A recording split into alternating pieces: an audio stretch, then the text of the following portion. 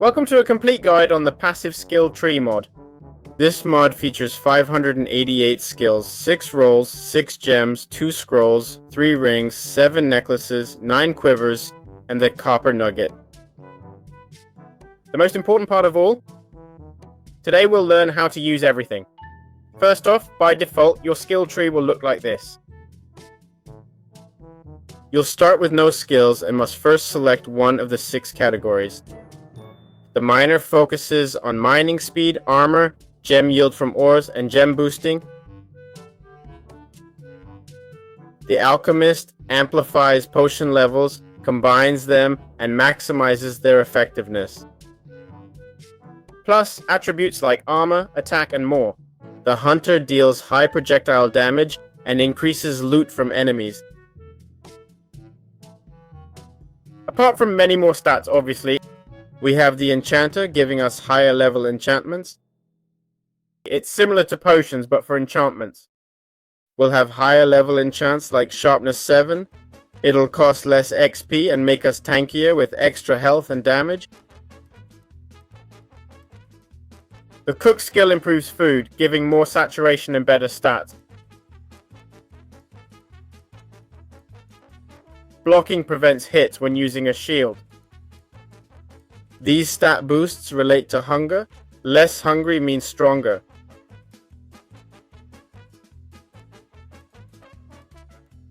Blacksmith focuses on damage, armor, and tanking, not gems.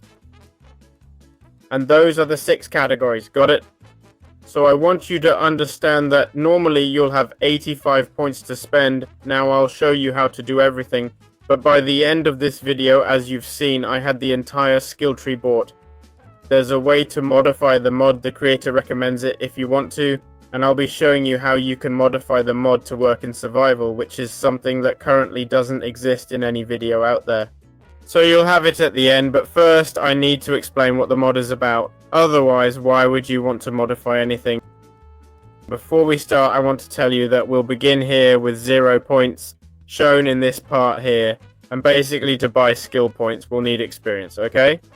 To help you understand, to go from level 0 to 1, we'll need 15 experience points. To go from level 1 to 2, we'll need 19, that's 4 more. To reach level 3, it'll be plus 5, so 24. To reach level 4, it's plus 6, so 30 XP, and so on up to 85, got it? In my mod, I followed this pattern up to 588, okay? So when we gain XP and fill this bar here, we can click buy skill points, alright? As you can see, this way we'll have more points to spend. We have a search bar here. If we want to find a skill like blacksmith, it'll highlight it, see? To buy a skill, let's say we're interested in blacksmith, we'll left click on it, okay? Then we'll click confirm to purchase. If we want to buy multiple skills, we can just click, okay? We click, make another purchase, like this one, and hit confirm, got it? Generally, when buying a category, I recommend starting with the center branch. It's usually the best initial purchase, okay? We'll go to the center branch first, then expand and explore what else we can find, alright? In creative mode, we have 2 items. The wisdom scroll, which gives us an experience point each time we use it, okay? Or rather, a point to spend here. Then we have the amnesia scroll, which resets us when used. So far, I haven't seen any way to get this in survival mode in any dimension, not even from villagers, okay? But if it's updated in the future, I'll have to explain it to you, right? Another thing I must explain is that if I buy a category and move towards the dimensional gateway, okay?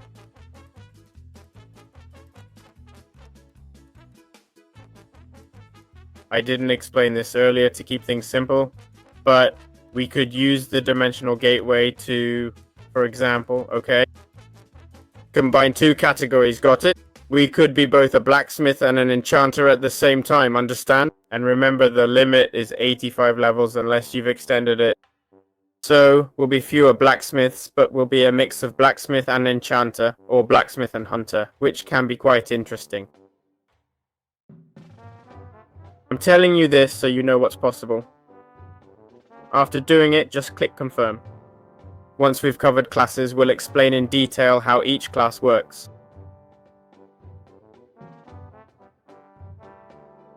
But first, I want to explain how items work, otherwise we won't understand anything. First, there are 6 gems, as I mentioned, which can be placed in various objects we find in the game, such as equipable items like armor and swords.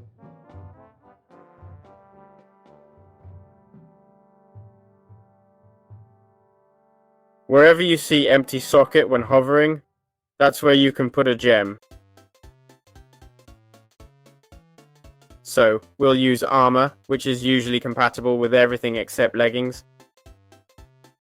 Now, when I place the smithing table and right click, you'll see that when I put the netherite helmet, if I hover over the 4 main gems, which are citrine, ruby and sapphire, when I hover over them, it shows me, okay, for the shield, citrine for example, will give you a 10% luck boost. On the chest plate, it'll give you 1% more luck. On weapons, it'll give you a 10% chance to crate. On the helmet, a 10% chance to get 2 gems from 1 ore. And for jewelry, a 10% chance for 100% fishing loot, and then for boots, and so on. So you just put the gem in, and there you have it. This works with smithing templates too, just so you know. Each gem has its perks for different gear and tool types. So citrine mainly focuses on luck and a bit on loot, right? Jade generally focuses more on evasion, movement speed, and attack speed. Ruby focuses more on life regeneration and increasing max health. Lastly, Sapphire focuses on more damage, armor, and durability, similar to blacksmith. Then on the other hand, we have Irisite, okay? This one's said to be very unpredictable, not sure what that means. Usually, it adds 10% blocking to most tools, as you can see on the helmet here. Are there any tools that add something extra? Yes, but so few it's not worth looking into.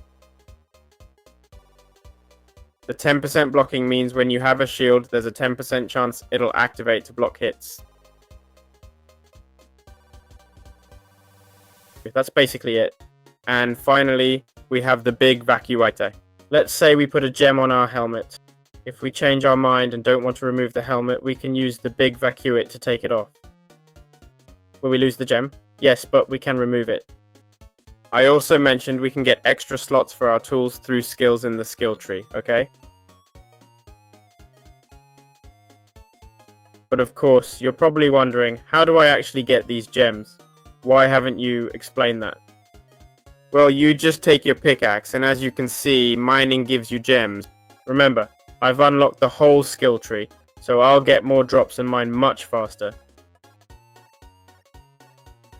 But as you can see, I'm not getting giant gems, just small ones.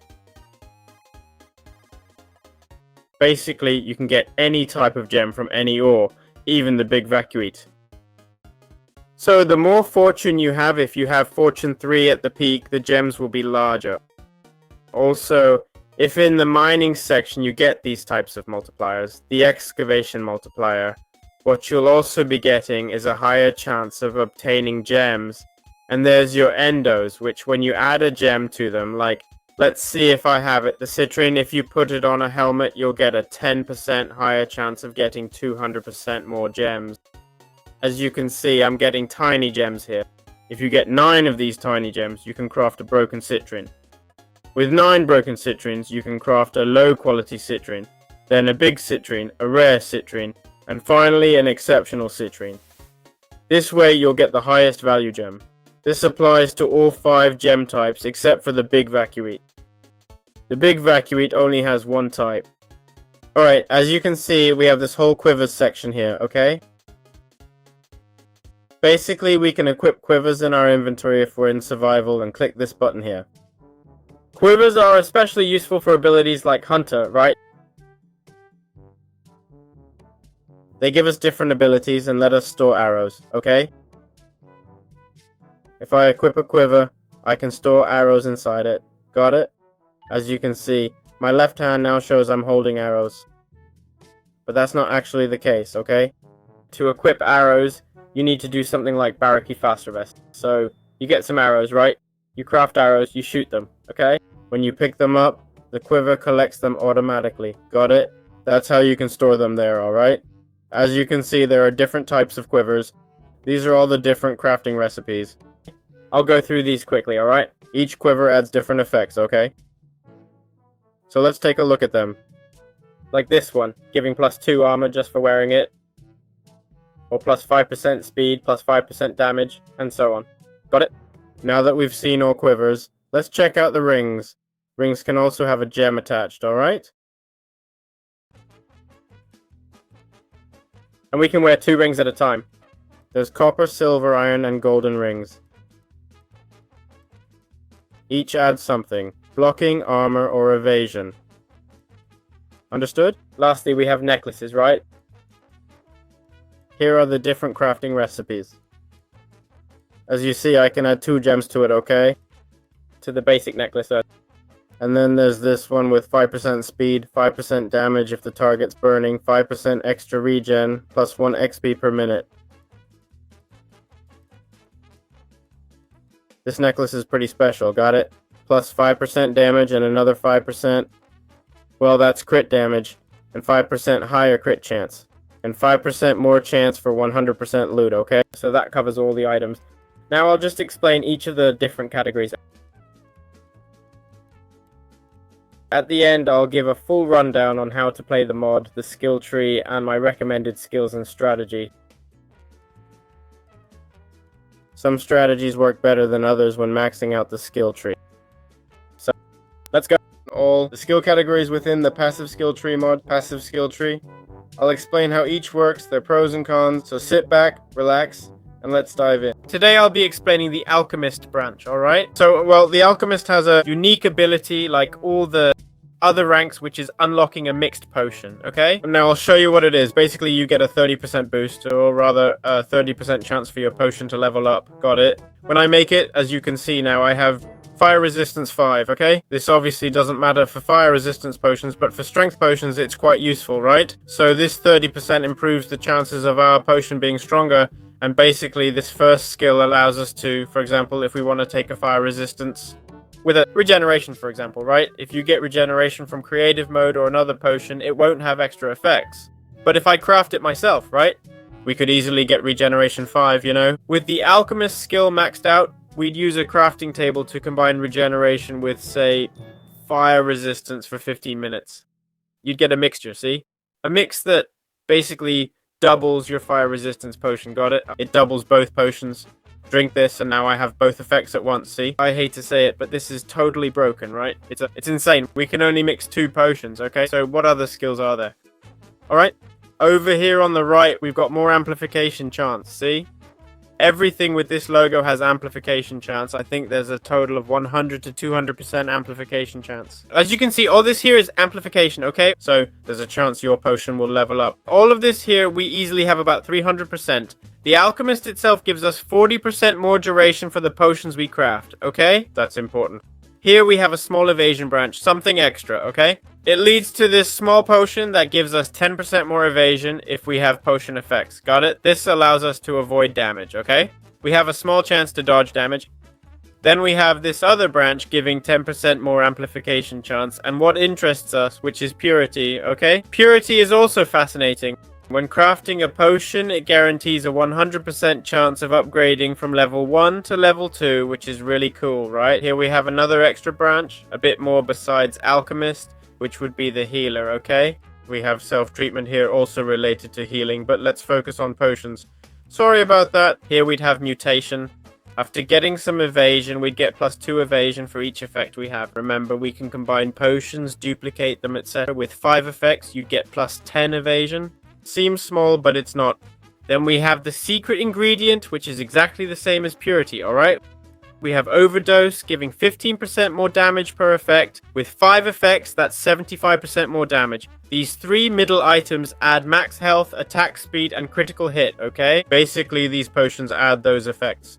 35% more critical if enemies affected by potion. 10% attack speed, 6% max health. Not bad. Then we have cruelty, which matters if the opponent is affected by a potion. This left branch is more for damage potions and such. Persistent toxin lets us poison a tool by combining melee weapon and harmful potion, and here we have it. I've applied instant damage 2 and poison 2, and the sword now has all these effects. Right off the bat, it gives us more armor and lets us add up to 2 gems to our crafted bows. When in the main hand, it boosts bow attique speed by 52%, letting us shoot way faster at full charge. It also gives extra health and allows 2 gems on helmets we've personally crafted. Plus it adds 3 armor, 2 more armor, 9 stealth, and a ton of evasion. So, how does this skill tree work? It's this one called Hunter. If we start upgrading, you'll see it gives 5% arrow retrieval. It means when you shoot an arrow, you get it back. As you can see, it gives 15% here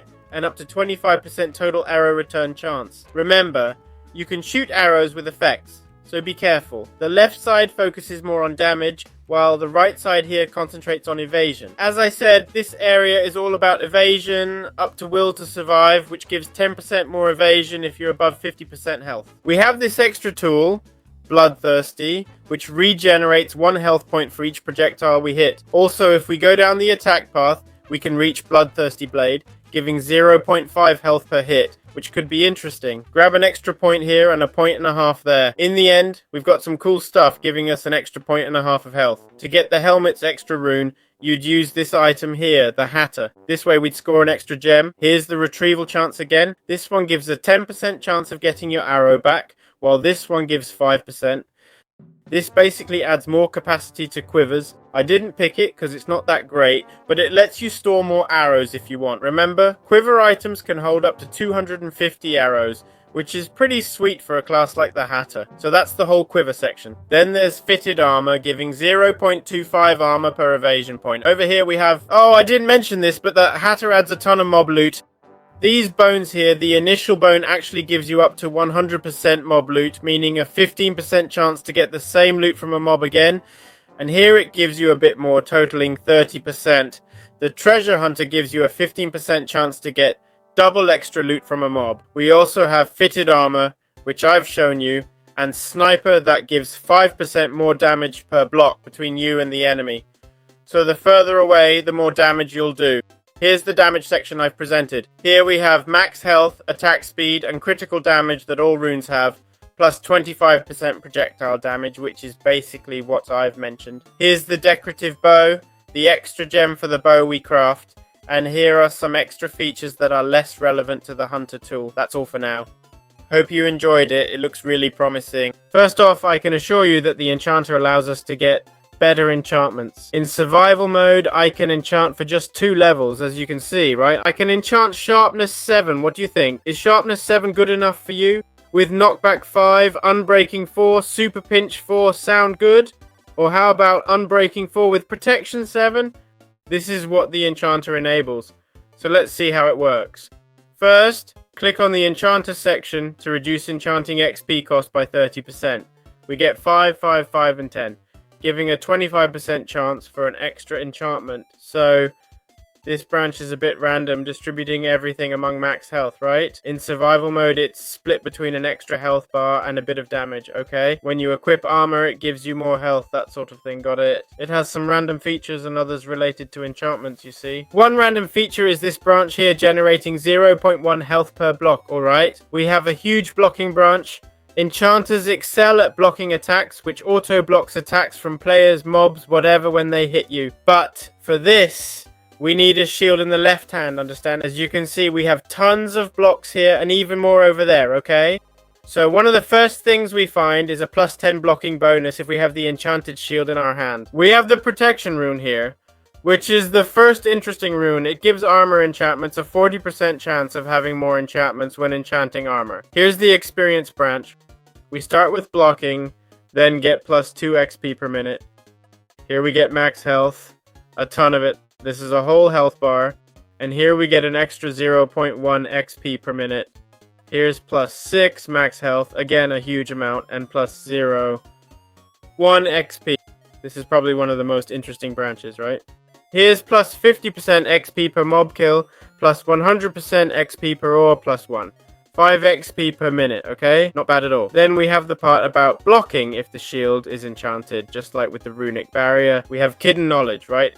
It gives us 100% amplification, meaning when we enchant, the enchantment will be of a higher level. Here, as we can see, they reduce the level requirement by 5%, okay? For enchanting requirements, here we have the typical 5% increase in critical damage, right? Plus 5% attack speed, the usual, and 1 max health, basically. These 9 points aren't entirely worth it, but they help balance things a bit. And here we have the damage-related area I mentioned, okay?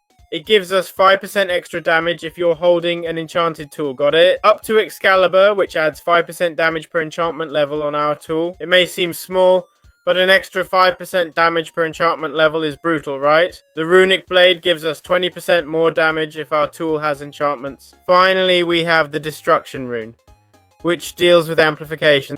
This whole destruction rune section is another thing we'd be interested in, okay? All of this here is what we'd need to enchant at much higher levels.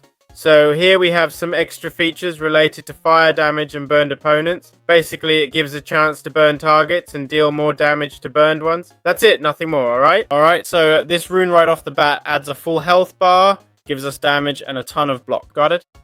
It's all related to food points, okay? As you know, we have up to 10 points, or rather 10 drumsticks. Each drumstick is 2 points, so we have up to 20 points of hunger, right?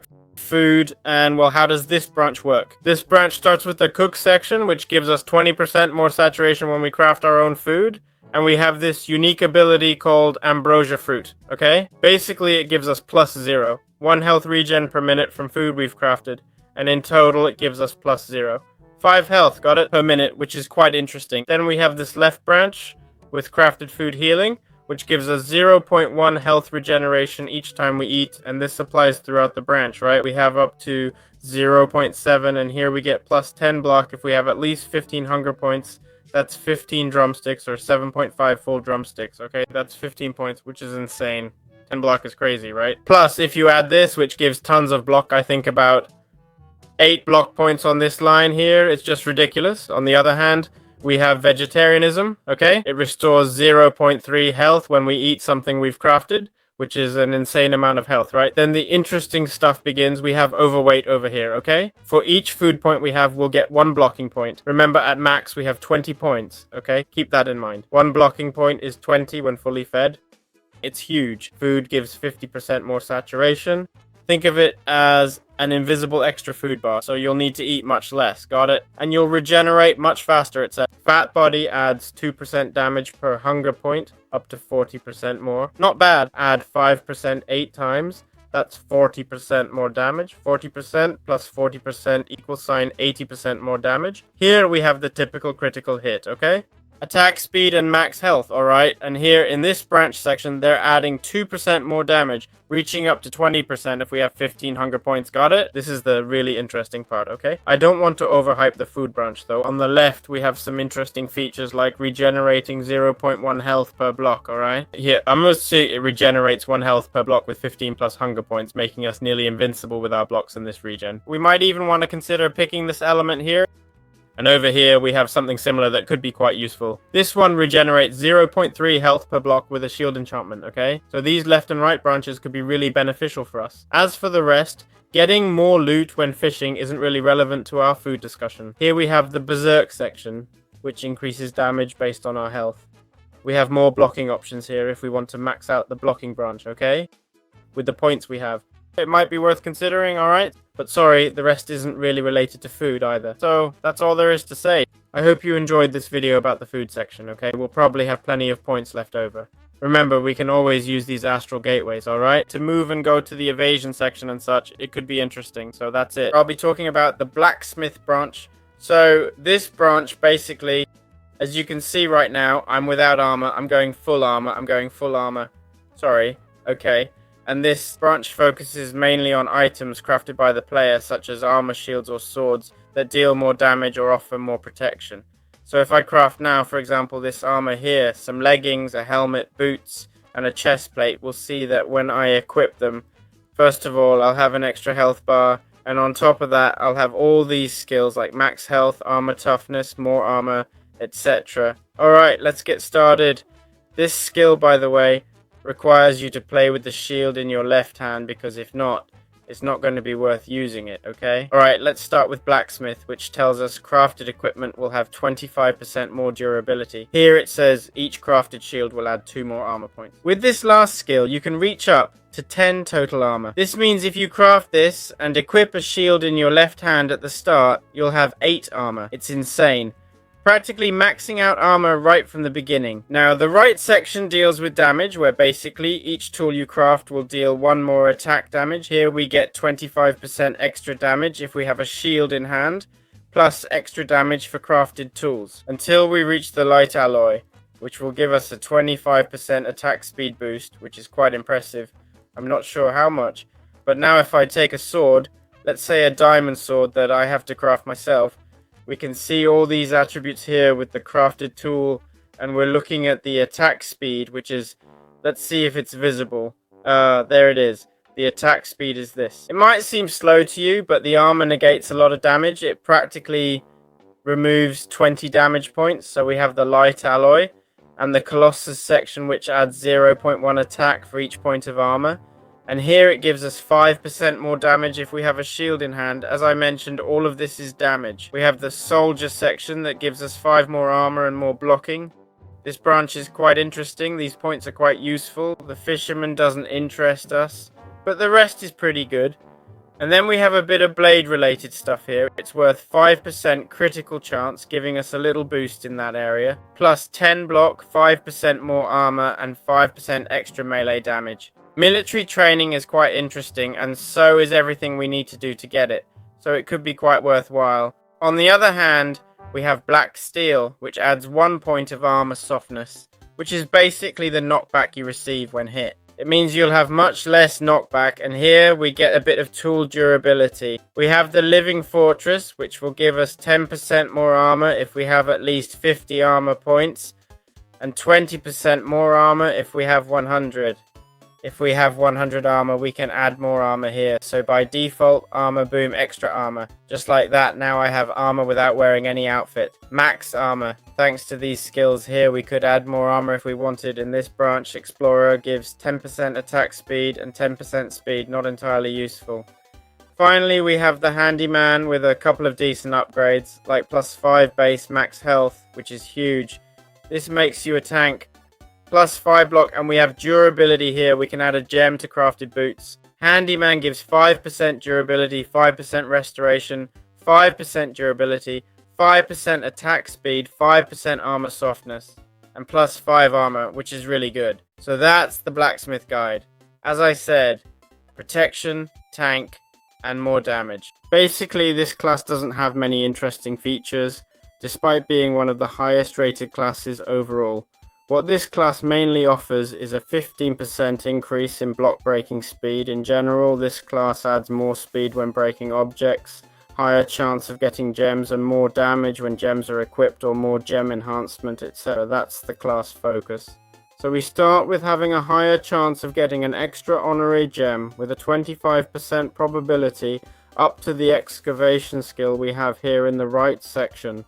A 10% boost to each gem's effect when placed in armor, up to the safety helmet, which adds 2 armor per gem in our helmet, and then we get some effect power from each gem in the armor, up to the Cullinan, which adds 30% more effect to all armor gems, plus an extra gem slot in the chest plate. Then we have this armor tree leading to Stoneheart, adding 5 armor per chest plate gem, which is huge. This adds tons of armor. On another note, we get 5% mining speed when breaking blocks with a pickaxe, and here we get 30% more. Plus we have 1 more gem space in the socket section. Then we have 10% more damage per gem in our tool, and this whole tree here adds a total of 40% plus 10%, so 50% more damage. We also have this branch here with 15% more damage if we have a gem in our tool, but here's where it gets interesting. It tells us gems added to our tools give 10% more effect. This applies to any effect, not just damage. We also have the Furastar adding 30% effect with a gem socket in our tool. Then we have a bit more armor and the Explorer section, which adds attack speed and such. That can be interesting. we have this whole branch of 10% more power effect, meaning each gem we use becomes more effective. But this is mainly the mining branch. It's not a branch that stands out much. We can get an extra ring slot here in the aristocrat, which we can upgrade through the mining network. But as you can see, it's not a big deal. It adds a bit of evasion and armor. Okay, if anyone's curious, let's grab a pickaxe. The speed I'm mining blocks now is this. I'm going much faster, as you can see. I also have tons of armor without equipping anything, so it adds quite a bit. That's all for now. Alright, if you've made it this far, it's because you want to know how to unlock the entire skill tree, right? So, I want you to know that with the setup I've shown you, the total amount of experience we'll need is this one here. 34 million experience points, okay? That's basically 2,783 levels. It might seem overpowered, but trust me, at max level, you'll be the overpowered one, got it? We'll see that later. I think it's a fair way to balance the mod and prevent you from becoming OP in just 5 days of Minecraft, you know? Even so, I'll explain the fastest way to achieve this effectiveness, alright? First, I recommend crafting this necklace here, okay? This necklace basically gives us, well, it's this crafting recipe here, okay? Gold nuggets and an ender pearl. This necklace gives us 1 extra XP per minute, got it? You might say, but we needed 34 million XP. And I'll tell you that yes, that's true, okay? 1 XP per minute may not seem much, but it adds up, right? So, this will give us some XP every minute that passes. Jade on a helmet gives 25% more mob XP, okay? Which can also be interesting, but the real question is where to start for all skills. Well, like it or not, you'll have to start with enchanter. I'm not sorry, because it's super overpowered, okay? I mean, having sharpness 7, protection 7 is insane, right? So the enchanter will reduce the XP needed for enchanting and give us better enchantments, etc. But there's an interesting branch. Basically, if we search for experience per minute here, right? That's experience per minute. It'll unlock for us, okay? It's basically this one here, the scholar line, got it? And this is where it gets tricky. So we take enchanter, then go up through blocking, alright? We'd go up to runic barrier, then here, here, here, and here. All this blocking stuff increases your chances of blocking opponents when using a shield. And finally, after a few levels, okay, we've spent some levels, I'll admit, but we'll reach Scholar, right? Scholar gives us an extra 2 XP per minute, and you might say, haha, how funny. Yeah, but then we get 0.1 more XP per minute, plus 0.1, plus 0.1, plus 0.1. And here we're gaining 2 more XP. We have another 0.1 more here. And then we have experience gain, or giving us 0.2 more, got it? So we'd buy these 2. They give us 50% more XP for killing mobs, which is cool. Here's 100% more XP for horrors, which is really interesting. Finally, this gives 1.5% more XP per minute. So this is the branch we'd like to start with.